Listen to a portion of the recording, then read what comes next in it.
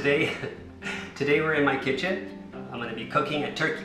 This turkey is 16-pound turkey, and I've already prepared it by washing it. I'm getting it ready to season, and I have all the ingredients in front of me. It's going to be very simple. It's going to be basic ingredients, and so I got potatoes, I got apples, all my seasoning here ready to go. Let's get started. We got the turkey out of the bag, and we're going to take out the insides. So we got the neck, and we got other stuff in here as well. We got liver and heart. Ooh. And I think that's all this one has. So some of them come with these plastic thingies here. So I'm gonna wash this, cold water. Wash it inside and out.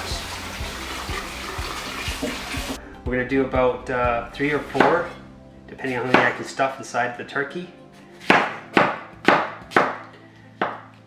I'm gonna dice up potatoes too, get these ready.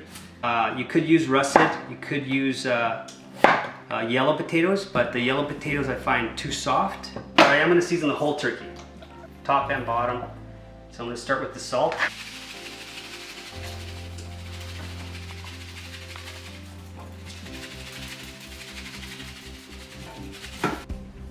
Okay, I'm gonna add the basil. Pepper, fresh ground pepper. And I like my spices to be organic. If you could, make an effort and try to have organic spice, because I do find a difference in taste, and makes a big difference. I got oregano. Got some Italian spice as well. Okay, so I'm gonna flip it over, and I'm gonna do the same thing on this side. Now I'm gonna stuff the turkey with all this apple.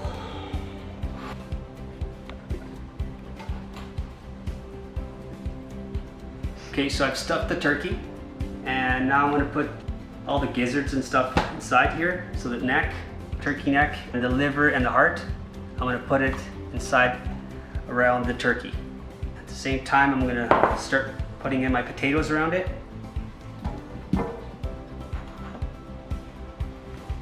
And I'm going to season the potatoes. Before I forget, I'm going to season them. So I'm going to season them with salt, pepper,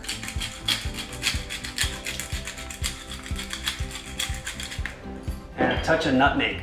Nutmeg is one of the key ingredients for my mashed potatoes as well. It just brings like a nice little sweetness to it.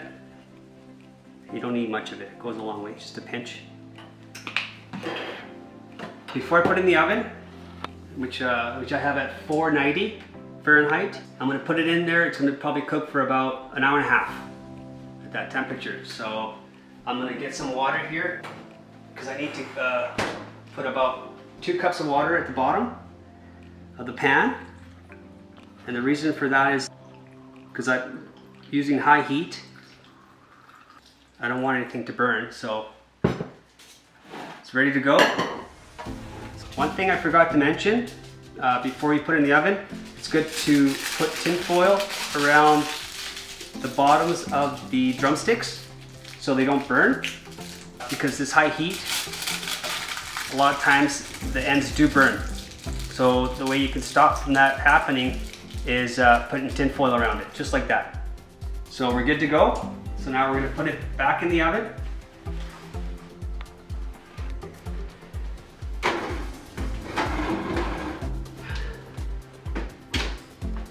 Put a timer at half an hour.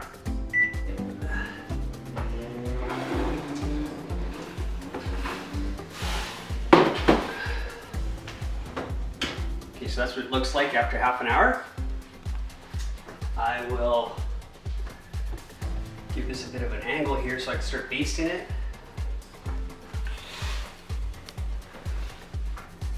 So here we go. Thing is, when you're basting it, it's actually starting to cool down. So cooking in high heat, it's a good thing to cool it down a bit so it doesn't burn. So that's what I'm doing. I'm gonna baste the potatoes as well. sure you get it all over, nice and even. Okay, that's good. So we'll put it back in the oven.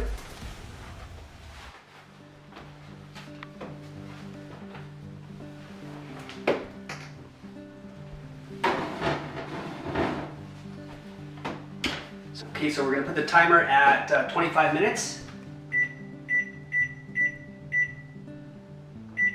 And we're going to keep it at 490. So it stays at 490 for another 25 minutes. So after this 25 minutes, what I'm going to do is check the potatoes. Because the potatoes have to come out before the turkey's done, or else they're going to burn. So keep an eye on the potatoes, because it's a different consistency, so it will cook for a different time. So once 25 minutes is up, we will baste again and check the potatoes. If they're good enough, we will take the potatoes out and put them in a separate dish, and then we'll continue cooking the turkey. We're going to baste it for the third time. That was 20 minutes. And you know what I'm going to do? I'm going to take out the potatoes, because I believe the potatoes are done.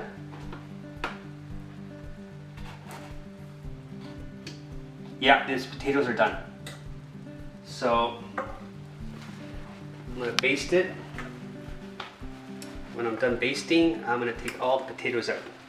So it's out of the oven. It's been in the oven a total of 1 hour and 45 minutes. Okay, so it took 1 hour and 45 minutes to cook this 16-pound turkey. Now, I don't have a thermometer, but if you do have a thermometer, the internal temperature of this turkey should be between 170 and 180. And you should be good. So if you're using a thermometer, that's the temperature you're trying to hit. So we're going to cover it up and we're going to let it rest. Okay, so it's going to rest for 1 hour and 45 minutes. Okay, that is a good rule to follow, is that once the turkey's done, you should let it rest for the amount of time you've had it in the oven for. So if you have it for 2 hours, let it rest for 2 hours. We will come back to this turkey in 1 hour and 45 minutes, and we're going to start carving it up. We are ready to cut it up.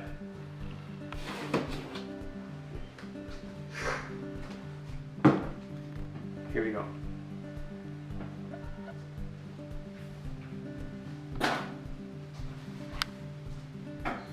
So there you go. Nice brown turkey. And we're going to start cutting it up. Let's cut up the next one here. Actually, I'm going to use this bigger knife. It's a little better. I'm just going to give it a taste test here.